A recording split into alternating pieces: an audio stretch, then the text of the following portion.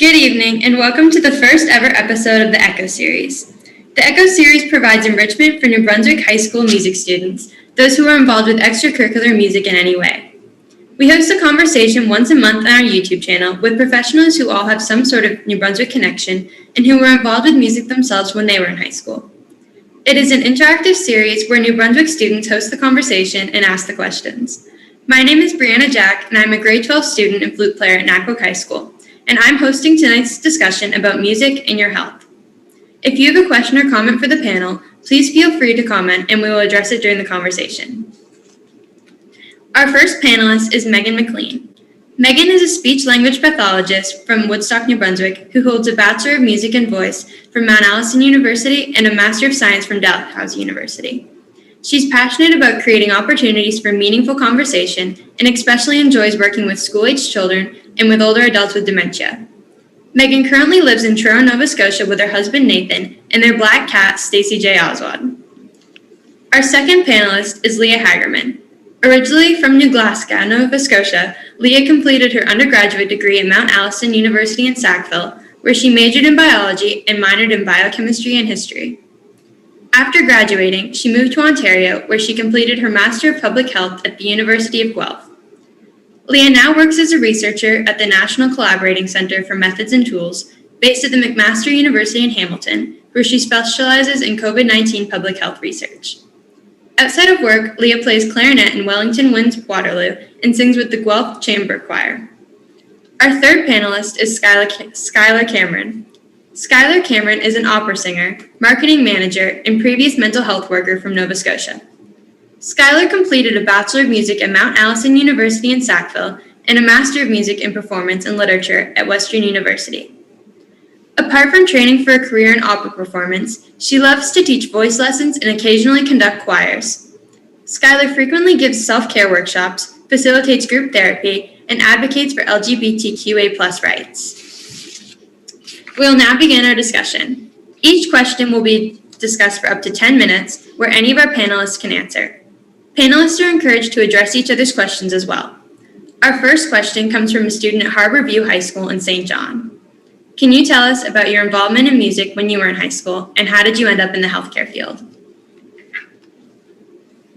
I can jump on that one first, I guess, if you folks would like. So, hi everybody, I'm Meghan. And when I was in high school, music was everything. I was involved in my school band. I played the clarinet, not especially well, but I did. And I was in choirs and took every music course that I could take, high school, musical, theater opportunities, things like that. And then on my own, I also took lessons. So I did voice lessons and piano lessons and would be involved in, extracurricular choirs and things. So music was a big deal in high school.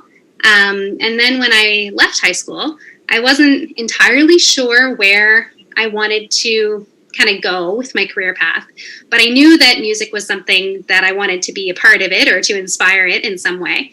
And I knew that there were lots of different career paths that could kind of come out of a Bachelor of Music. So that's where I started. And then after I finished my Bachelor of Music degree, I took a couple of years and did some work and was trying to think about what would be the right fit for me in terms of my career long term. And I had some health issues that came up in my own life. And so as I was dealing with that, I was thinking about, different careers that are really helpful for people who have issues with their health. And I wanted to be able to help other people the way that health professionals had helped me. So I was looking into things like physiotherapy and occupational therapy. And then I stumbled across the speech-language pathology program and ended up feeling like a really great fit based on kind of the experience that I had as a singer, knowing my voice really well. And I guess as a singer, I was always thinking about how I'm communicating with people or how I'm telling a story. And so this was a career that's really been able to help me kind of do that for other people, just in a different way, helping them to communicate and tell their own stories. I can join that one next too. I was also super involved in the music program in high school. bands and choirs, did piano. So it was such a big deal for me. But I was also really interested in the sciences, and I loved chemistry class. And so I really debated with myself quite a bit in grade 12, especially grade 12. Do I want to go into music or do I want to go into science? And I was looking at Mount Allison and a few other schools, and both of them offered good programs in both fields. But for me, it kind of came down to it was a lot easier to actually study science and keep music up kind of on my own time than it would be to do music and keep science up. There's just not really extracurricular programs like that. But it was definitely a lot of work to do that. So I joined bands in university, and now I'm in community bands. And so it's something that I hold dearly, but I have to seek it out quite a bit. But I've always been interested in medicine in particular. And then I ended up in public health. I didn't know about public health in high school, but just getting that prevention side. And so I guess I don't always see a lot of crossover between those two interests, which is why this kind of event is so neat for me. But it was just kind of, it ended up being a decision for me of how to keep both of my interests going. I was also super involved in music. I started voice lessons when I was 6. I was also in piano lessons on and off. I was in a community musical, couple musicals through school. Actually, in grade 11, I switched high schools, going into grade 12 to be at a high school that had more music opportunities for me in my grade 12 year. Because then at that school, I was able to be in a jazz ensemble, an octet, a concert choir. There were just so many more opportunities for me at that school, and it was great. I also was in festival every year since I was 10, competing, and, learning through festival. It was a great opportunity for me. And this is going to sound ridiculous, but I knew from the moment I'm going to say 10 years old, that I was going to go to Mount Allison and do a bachelor degree in voice. I just knew. I think it was actually at festival, Minette Gould was adjudicating me, and I just decided then and there, that's what I'm going to do. I just always felt like, music and singing was my passion, and it was something that I just needed to do. And so for me, there was no humming and hawing. It was just, I'm going to go and I'm going to do this thing. And so, of course, off I went to Mount A, and I did my degree there. And it was an amazing experience. But outside of singing, this mental health side of things just creeped up on me, and I started doing a lot of work in mental health on the side, and then it became a full-time job in the summers and a part-time job during the school year, and it's become surprisingly a side passion. I can't tell. I think I'm more passionate in performing, but really mental health is up there beside performing and singing for me. It's just, I don't know. It's an amazing experience in both of those things to connect with other people and make a difference in people's lives. Just before we move on, too, just to kind of jump on what Leah and Skylar were saying, too, it just got me thinking that it really doesn't have to be kind of all or nothing when you're looking at kind of what your career path might look like. And for me, I'm working as a speech language pathologist, but I have a lot of opportunities to still be doing music in my life, whether I'm kind of working it in my career or doing it kind of extracurricularly, or, picking up a little side gig here and there. So you don't really know until you get out there what opportunities are available, but there's really been a lot of opportunity to kind of have the best of both. Okay, thank you. So our next question is from Rossay High School. What effect does your musicianship have on your work in the medical field?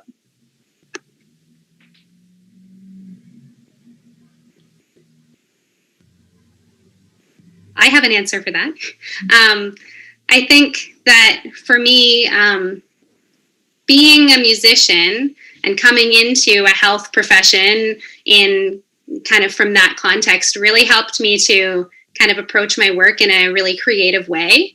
And to be always thinking of trying those kind of creative solutions, thinking outside the box and bringing my own kind of experiences into my work. So maybe I have a solution that's creative or something that I want to try that's never been tried before. But it really kind of has inspired me to think in that direction. But something else that I think comes from my experience in music is that it's made me a really good kind of member of a team, a really good kind of team player. And that's something that's really valuable in a lot of jobs. But having spent so much time in bands and in choirs where you're really used to kind of tuning into the people around you and working together to make something really wonderful. I'm finding that healthcare, as someone who's just getting into a health profession now and who's recently graduated from a healthcare program, it seems that health is really becoming more and more kind of increasingly collaborative. So there's really a focus on kind of people from all different professions working together to try to help find those best, most holistic ways to help the people who are their clients or their patients. So being able to be a part of a team is really important. And that's something that often being involved in music in high school or otherwise can really help you with.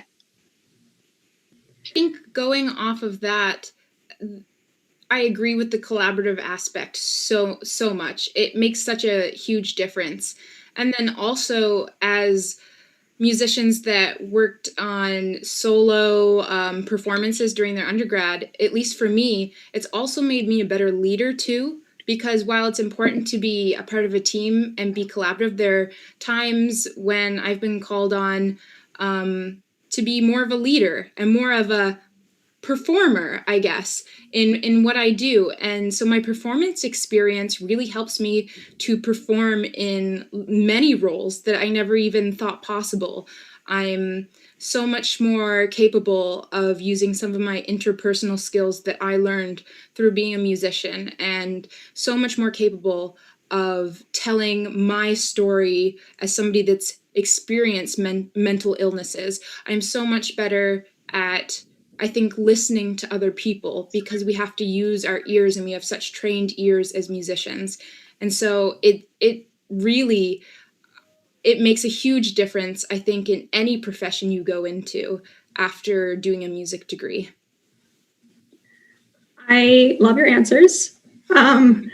And I think that it's all true for me. I don't always even see those benefits. I don't always feel like I'm a musician, so I'm good at this collaboration thing. Like, I still feel like that's a skill that I've really had to work on in other contexts. And I really think above all, what being a musician has been doing for me is that it's given me really good time management skills.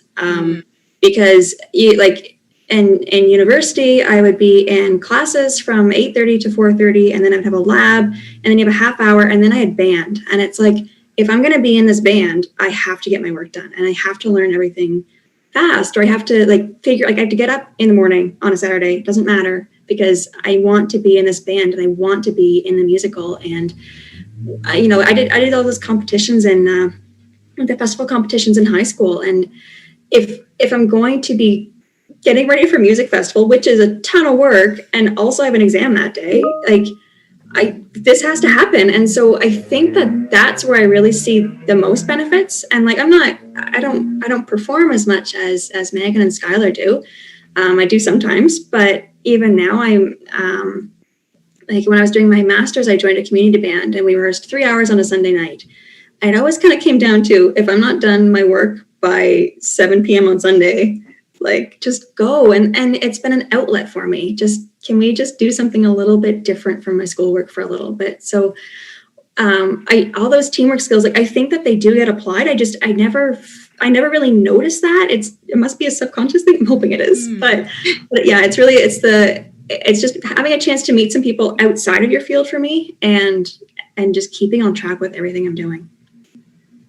Yeah, and that idea of it being an outlet and kind of having that other piece in your life, I think it's only going to be beneficial the more kind of a well-rounded person you are coming into your field. You're going to be bringing experiences that other people don't have.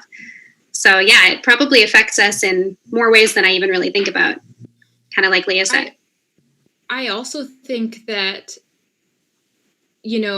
studying music in high school as a kid, in university, whether you were in a degree or whether it was on the side, I really think that it fosters resiliency in us as adults. And I think that that's part of the reason why then we can be successful in other fields. Like Leah said, time management, that could be a huge part of resiliency. It can be how we deal with stressors at work, anything like that. I think that music really is a huge aspect of our resiliency and mental health as young adults. And like how you receive feedback, and it's not that someone's like, it might be constructive feedback or it might be some negative feedback, and it's not that they don't like you as a person. It's like, I know that I really messed up that one part of my piece in the music festival, and it's like I understand what I did, I understand what you're saying, I understand what I need to do better, and like just kind of being able to react to those changes and also be able to give feedback, because like how many times have you been in rehearsal and like there's wrong notes and you haven't practiced and there's things happen. I mean, maybe not too, but it happens to me a lot. And and just being able to kind of take that and deal with it really efficiently and not let it weigh you down at all is a huge skill that I've definitely gained as being a musician. Mm-hmm. Okay, and now for a question we've all been thinking about lately from Sophie Baker at Rothsay High. What is the latest research saying about music performance in COVID-19? And how does singing transmit COVID-19 more than speaking would? Okay, I'd like to jump on that one. Yes, please. Yeah, so it's such a good question, and it does not have a good answer. So just to, what I do, there's different stages of research where some people are like in the lab or they are disseminating surveys, and then they take all the responses, they put it together, and that would be your primary research. So this is one study and this is what they found.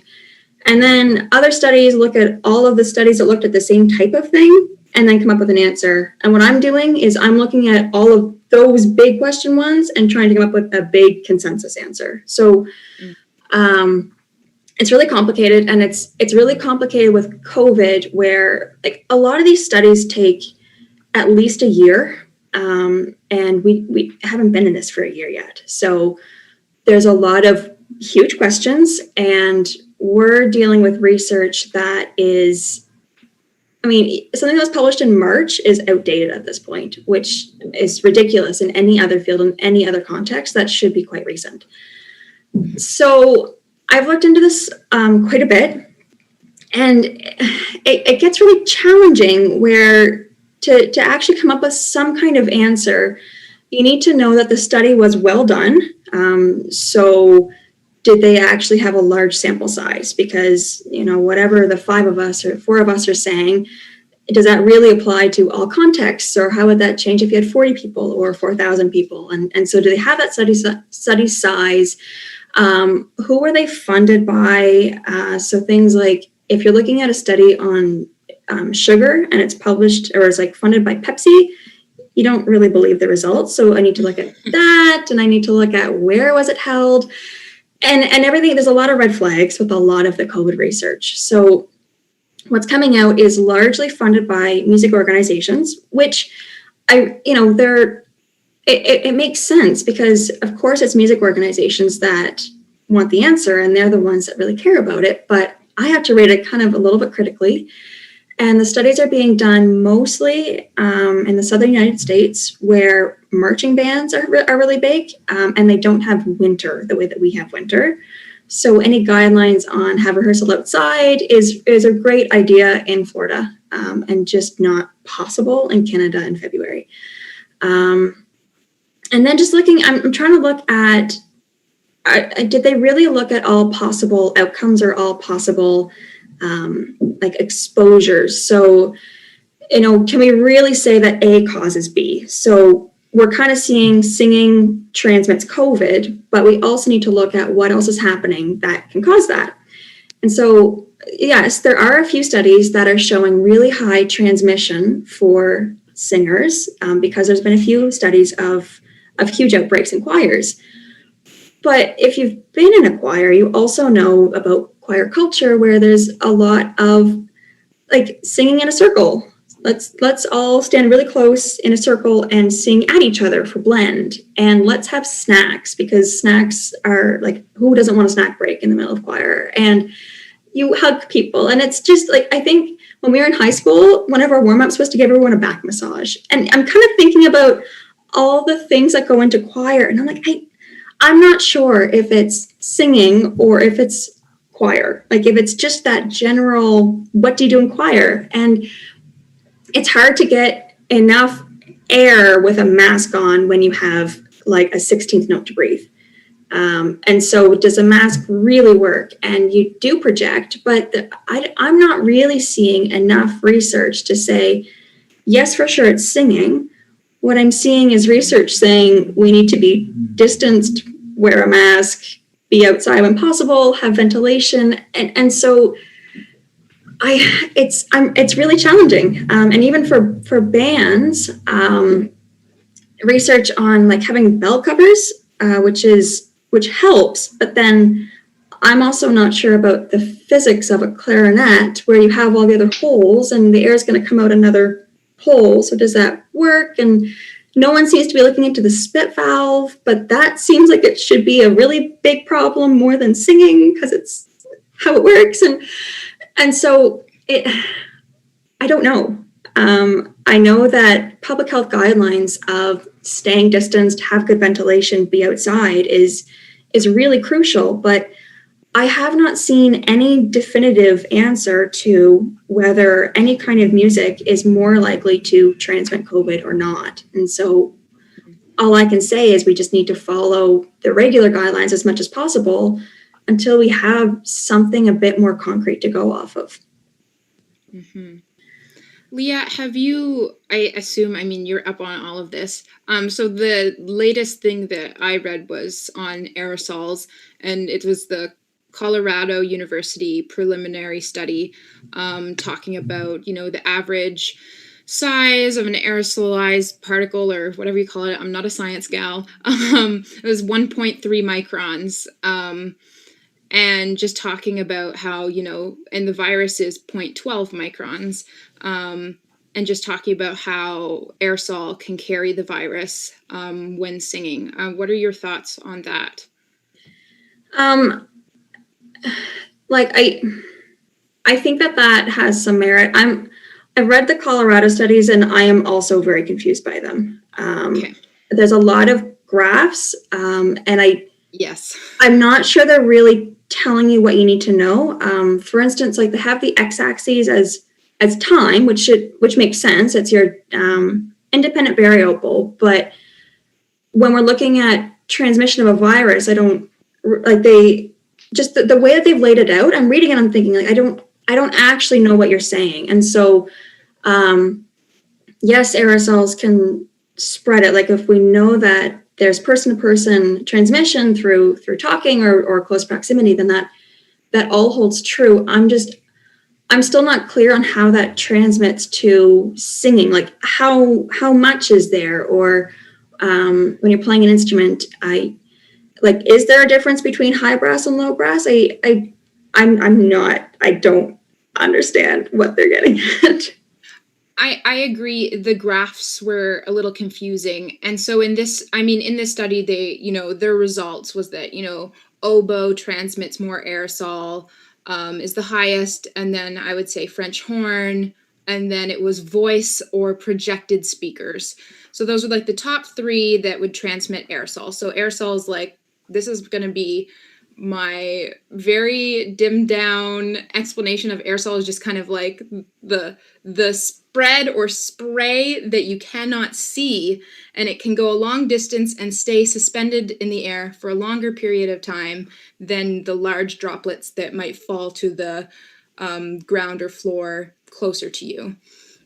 But yes, this study was saying that that was definitely possible, that singers were super spreaders, and to keep distance, stay masked, and have ventilation, HEPA filters if possible, and stuff like that. But yeah, again, as Leah said, I mean, there needs to be more research done over a longer period of time and with more numbers, I guess. More numbers. And I think a big problem that I'm seeing is that, like, musicians aren't usually trained researchers, and researchers don't know how to study music. Like, they're two fields that don't talk to each other. And they don't often need to, like, maybe music therapy or, Megan's speech pathology, I can see there might be some crossover, but in a lot of fields like public health, I do a lot of vaccines and bike helmets. That's not something that music comes into very often. And so I'm really trying to work with my organization to figure out how do we work with researchers. And so how do we explain to researchers what musicians need? Because everyone needs research right now. And this is a huge area. And if we want to get theater back up again, because that's closed for a while, and we really do need to know how much spread there is, and we need it done in a way that my team can look at this and synthesize it and actually get out some guidelines and try to start influencing policies. Yeah, I certainly don't have anything else to add to this beyond what the two of you, are able to contribute. That's very much less my area than yours, but I know that this is such a hot topic right now, not even just as a singer myself, but as somebody who's working in the school system right now, not knowing what the effects of singing are has a huge effect in the classroom. So much of what happens in the classroom in music class and otherwise involves a lot of music and song. And so I'm seeing it even in my field. Yeah, and preschool and daycare, and there's a song for lining up. Like, we need to know. Yeah, absolutely. I think for the time being, it's just important to be as safe as possible, distanced, following the policies that are in place, whether it's at your school or, something that's been provided or put in place by your government or province. It's different everywhere you go. But, stay safe out there, stay distanced. If you can wear a face shield, could be helpful. I don't know. I think that's just kind of where we're at. And I think the more we understand about how the process of scientific research works, the more kind of trust that people have in that system. Because I do see a lot in my circles of people saying, oh, well, yesterday you said this and today you say this, and so how do I trust anything? And it's really kind of having that understanding that, research is something that evolves over time as you get better information. It is. And I think that that's a big problem that we're seeing, where just like research, it's so iterative. There's research, and then there's counter research, and then there's this, and it usually takes 17 years from the time we do research until it gets into practice. And now everyone's seeing research in real time and seeing how messy it is and how much we're just like, oh, let's see what this does. And like, and it's when it's COVID, you're kind of just like, well, that school in Finland opened, so let's see what happened, because we can't randomize people into these situations. And so it's so challenging when the research keeps changing, because we keep getting new data. It's like, oh, it's all different now. Mm-hmm. Okay, our next question is from Harbor View High. Do you think that music helps your emotional or mental health? Yes. Yeah. Yeah. Yeah, it does. Also, sometimes it can just be really frustrating, and then I need to take a break from it. But yeah, having that outlet, having something different to do every day is really helpful. I think that being, listening to music, through your iPod or phone can be super useful. And then studying performing music is also another aspect too, right? Because it can be isolating in a practice room alone for long periods of time. It can be isolating, getting critiques all the time. As a singer, I found it hard because my body's my instrument. And so my body and my instrument are being critiqued all the time.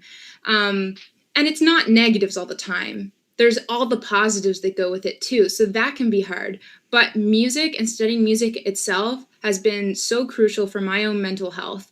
I mean, it can release lots of, hormones, endorphins, oxytocin, all of these kind of good feel hormones that help with you to feel more connected and part of something bigger than yourself. So it can really help with depression, endorphins and things that can really help with stress and anxiety.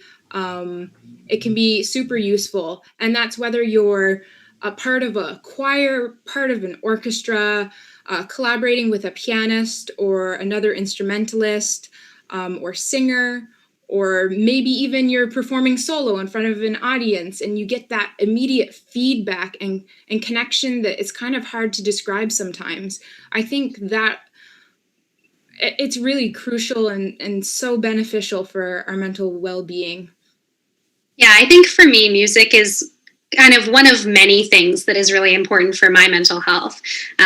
And that would include, things like getting regular exercise, because I feel better when I exercise regularly, and getting good sleep, and, nourishing my body well. And all those things are really important, spending time talking to people who make me, who bring me up and build me up, I think. But music is certainly one of those things for me. I don't know if it's innate to music or if it's because music is something that just makes me feel really good and really like myself. And so having that outlet, like Leah said, in music is something that's really helpful for me.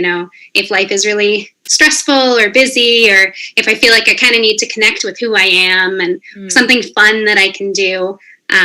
And I also feel really accomplished too when I learn a new piece of music, or I record something that I think sounds really good.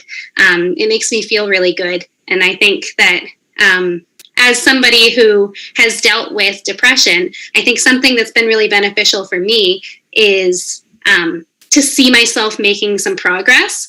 So rather than feeling like, I'm not getting anything done, or I'm not being productive, or anything that I can do that makes me feel like I'm moving kind of in a forward direction. So sometimes learning a new piece of music might be that thing for me. So yeah, I think it's been really beneficial for my mental health. Yeah, I agree with that. Even just like when you're feeling a little, everything's kind of not really working, or you're studying for something, or whatever's happening, and you just feel like you're not making any progress. To learn something new is great. And I even like falling back on things that I've already learned a long time ago, and just go to something that is so easy to play. And then it's that quick win for me. So I don't know what else happened today, but that piece sounded great, or I had a lot of fun. And I just feel like it kind of gives me a bit of that feedback that I need, and that positive, I'm good at this, or I enjoy this, or wow, that was fun. I don't know what everyone else thought of that, but I had fun. So yeah, just having that other thing you can do is great for me. Mm-hmm.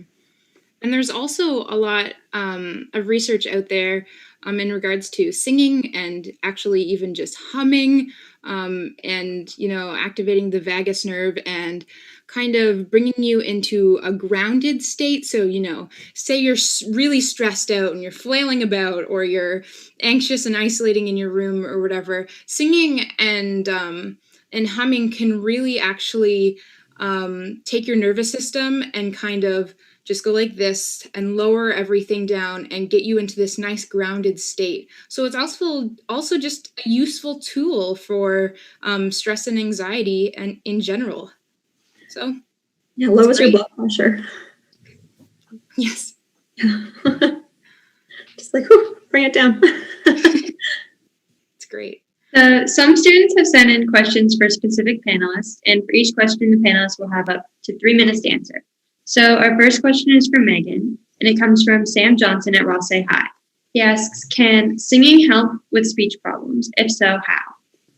Yeah, that's a really great question. I'm really glad that was asked, because as someone who, is very passionate about music in my own life, and who's studying this kind of field of communication, it's something that personally I believe, music can be very therapeutic, both in many different contexts, I suppose.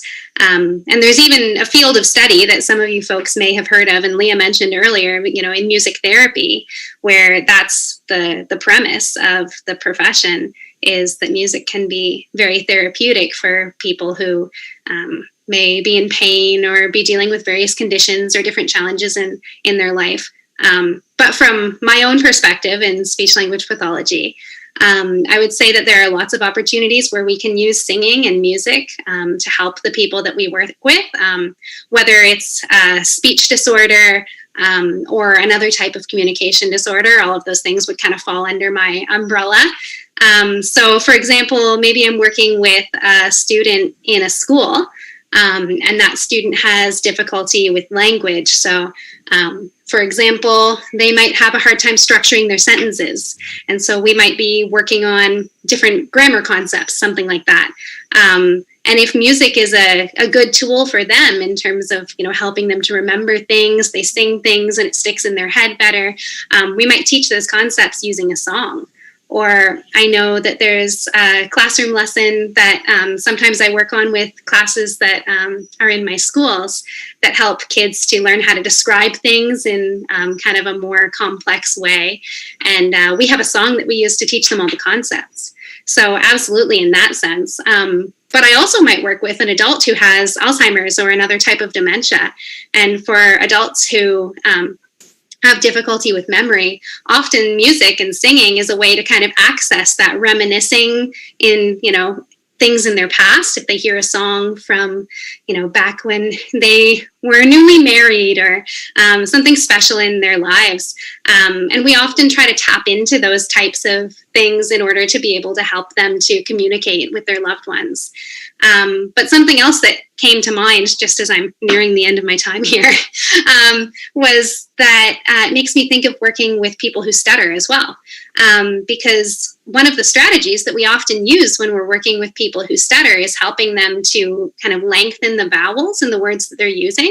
And as they're learning that technique, it really is kind of similar to how a person sings and helps them to kind of make their speech more, what we would say fluent, so it's more smooth. And often people who stutter have said to me that they don't stutter at all when they sing. So absolutely, I think there are some connections there for sure. I can just jump in on that for a second. Megan, that's really interesting what you're saying about memory, because I was just thinking that last year I was volunteering at a retirement residence with a lot of patients that had dementia, and I would lead sing-alongs for them. And it was so interesting because a lot of them I couldn't have a coherent conversation with. They would ask me what I did during the war, and I was like, oh, no, not me. But then I would play these songs that they would have heard when they were in their 20s, and they could sing every word, and they would forget that they needed a walker and be dancing. And it was really incredible to see that. And so neat that you actually get to work with that and kind of understand the process behind that. It really does tap into kind of a special place in people's brains, I think, and they can kind of access some things that they might not otherwise. Not that that's the only tool, but I do think it can be really powerful for a lot of people. Okay, so our next question is for Leah, and it comes from Anna Claire Cook at Rothside High. As a COVID researcher, how have you been able to cope with all that's happening around us? Depends on the day. I guess before I answer that, it's really important just to say that everyone deals with what's going on differently. And I've been to a few workshops on this too, about how some people are doing really well in some areas and some people aren't, and just how whatever you're feeling is valid. And Skylar, I think you can probably speak to this a lot too, just about how people are really coping with any new news. But I guess as a researcher, I read the news very critically. So I get all the breaking news, which happens all the time. The whole meaning of breaking news just doesn't mean anything to me anymore. There's so much happening. But I try to read it critically to understand, what are they saying, what are they not saying, and what can I do about it? So today, Ontario announced, I'm living in Ontario, and the province announced 700 more cases of COVID today, which is really it's really easy to get extremely overwhelmed by that, because that's not good. But then my critical thinking is, what are they saying? Okay, there's 700 cases, but there's a testing backlog. So they're not all from the weekend. So when are they from? What does that mean? Where are we going? So if we're up 700 now, what can I expect tomorrow? Or what? Kind of preparing myself, bracing myself for what's coming. And the what can we do about it is if like my team takes on 1 or 2 new questions a week to just try to come up with an answer. What can we do for policies? And so if we're seeing a trend that cases are rising, I'm looking at this saying, what do we need to do? So we need to look at, when is testing happening? Are we getting testing? Are enough people being tested? Are too many people being tested? How can I use this information and act on it? Because I guess I've learned about myself that I really need to have, like, I need an action. I need to feel like I can do something, and there's nothing I can do about the 700, but I can try to, how do we not let this go up anymore? And doing it that way, and also trying to look at what the news isn't saying. So we had 700 cases, and that was the headline. And then I looked it up and I saw how many people were tested. And I saw that it was only about 1.4% of people who were tested positive, which is pretty good. That means that we're testing the right amount of people. You want it to be between 1% and 3% usually, because if it's too high, then you're not testing enough. And if it's too low, then you're over testing. So we're on track there. Or whenever there's an outbreak in a school, I just trying to look at how many schools are there in the region. So if there's 40 schools in Ontario that have a case, but there's over 3,000 schools in Ontario, what does that mean? And so I'm trying to just make it into these little bite-sized chunks for myself that I can digest and do something with. I guess that's a very research-centered perspective, though, and I guess I don't even know how that could translate to other areas all the time, but just, I guess, trying to figure out what is it that you need to worry about and what do you just need to let go. So if you don't have any control over it, you read it, you say, that's nice, and you move on. Because if there's nothing that you can do about it, or nothing you can do to prevent it, or if there's just nothing there for you, you kind of just need to take it and just, there it goes, and come up with, just wait for the next piece of news to come.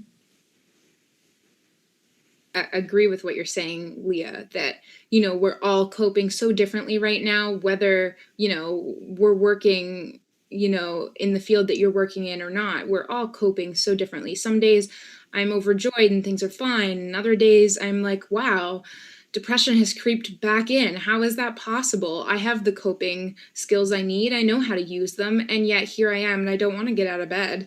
I have to, but I certainly don't want to. And I think that is certainly challenging. And especially right now, when we're people that we feel better when we're in control of things. And so anything that is outside of our control is really scary, and it feels unsafe. And so, knowing that something is outside of your control and letting go to a certain extent can be super helpful, and controlling what you can. Like, a lot of people are buying new things for their house because they can control their space and they can make their space so much more cozier and happy to be in. Or, controlling the fact that you can get outside and you can do activities, stuff like that, I think is super useful. Yeah, and also I think just remembering that if you're anxious, it's okay to be anxious. This is a time that's really hard. Mm-hmm. And sometimes I'm really good at being able to, the things that I can't control, you have to just let them go. And sometimes I have a hard time and I feel anxious about things, and knowing that that's not a bad reaction, that's not, that it's not okay, but that it's understandable in these circumstances. But we can't always live in that, anxious or difficult place. You kind of have to use your coping skills and let go of what you can. Exactly. Okay, so our next question is for Skylar, and it comes from Rothsay High School. Is it hard fighting against hate and discrimination towards the LGBTQA+ community in music? Wow. Yeah, it can be hard. Because homophobia still exists. But, it is getting better every day. Our generation is much better than the generation before. There's much more education, support, resources than there used to be. But it certainly still happens, and definitely in the music industry. But sometimes I think it's just about unapologetically being yourself and creating a circle of friends and colleagues that align with your values. So, creating a safe space for yourself within school or your workplace. So, it's something that you can at least try to create your own little bubble of safety. And while it's important to stand up for yourself, it's even more important to have supportive allies and friends too. Because while it's great to start conversations around it and talk about these things, it's not your job as an LGBTQA plus person to educate people. It's not our job to do that. So just always remember that. And always know that you don't need to disclose your sexuality if you're an LGBTQA plus person.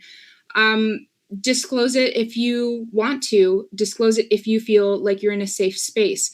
But you don't have to. Straight people aren't disclosing that they're straight all the time. It's not some thing that needs to be on the forefront or at the start of meetings and conversations and work collaborations. It's irrelevant.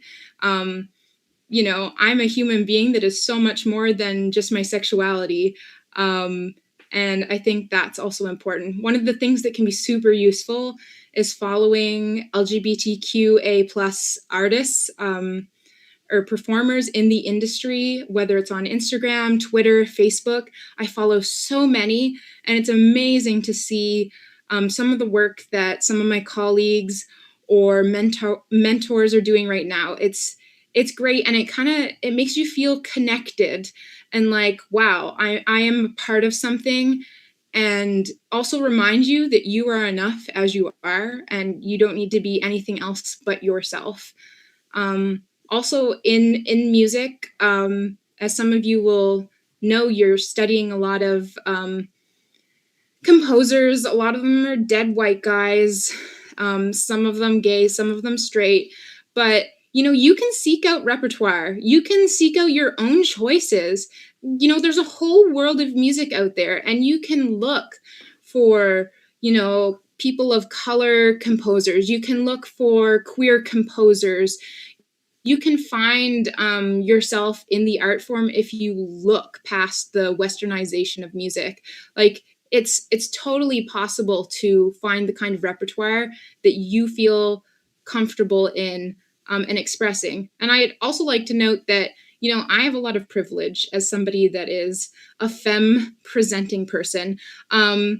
Yeah, okay, I'm wearing a blazer right now and a collar, so somebody might think, well, she's gay, but the thing is that I pass all the time. So I have a great privilege day to day and in the music industry of that. Whereas somebody that is more androgynous might not have the same experience as me. They might experience a lot more homophobia or transphobia than I have experienced. And as you go, you might also realize that the music community is a little bit more gay, queer, or LGBTQA plus than you thought it was, because there are lots of us queer folks out there in the music industry, and there's certainly a lot of operas that are just pretty queer. So I don't know. Focus on the things that you can control, we'll say. That's really great, Skylar. Thanks. Okay, so now we're going to take a moment to address the live feed on YouTube. So if anybody watching has any more questions, it would be a good time to ask. We have Nackawic High School. Yes, Nackawic High School says, right now, extracurricular music practices are still not permitted in New Brunswick. Do you have any words of hope for our students to keep their spirits up?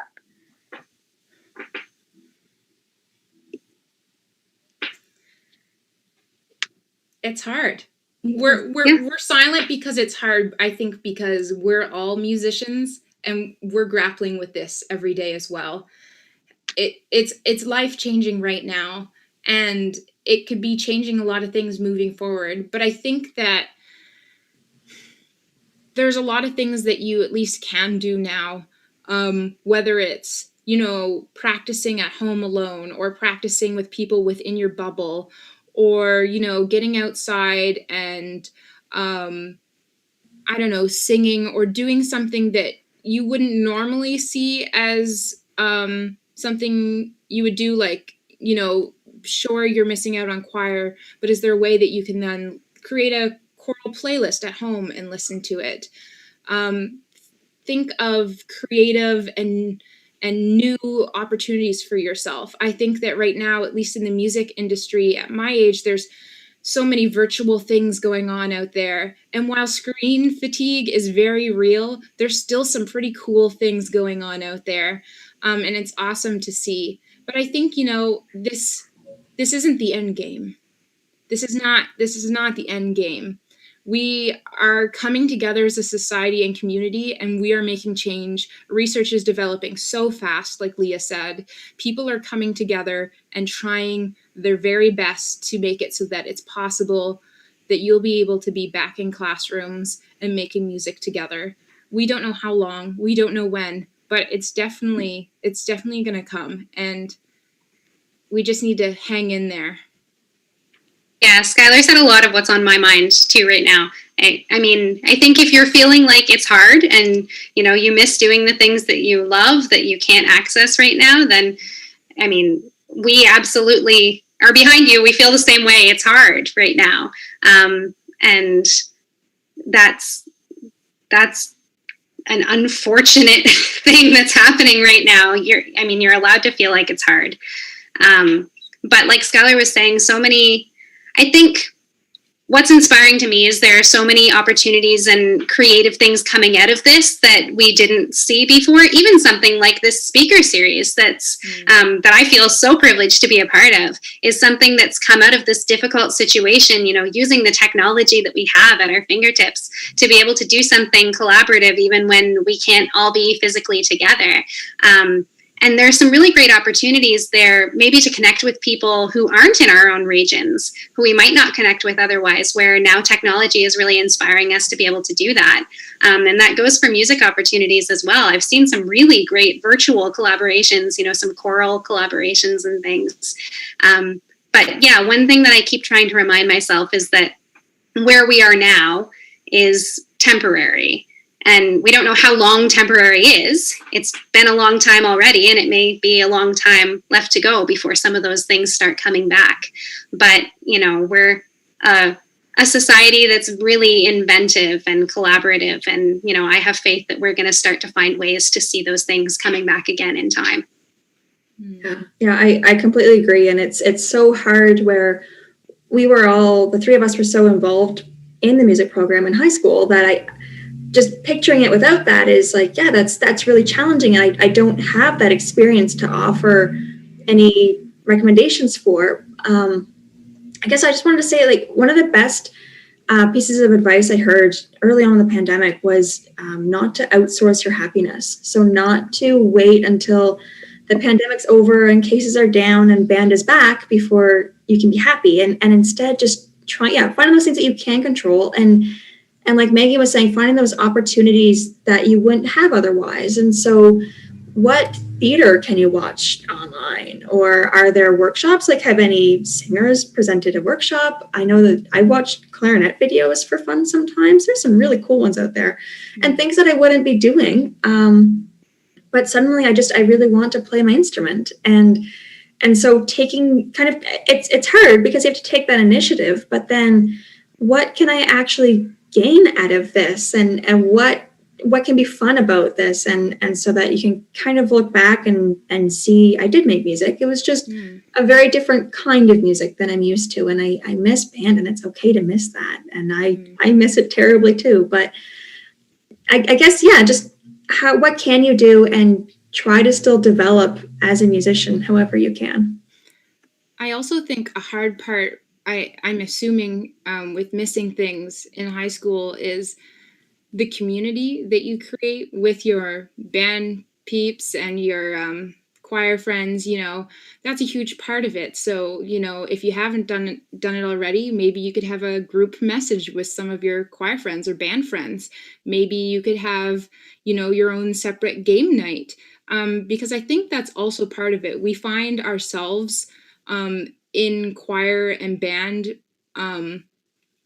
at times when we can't find ourselves in other places at school.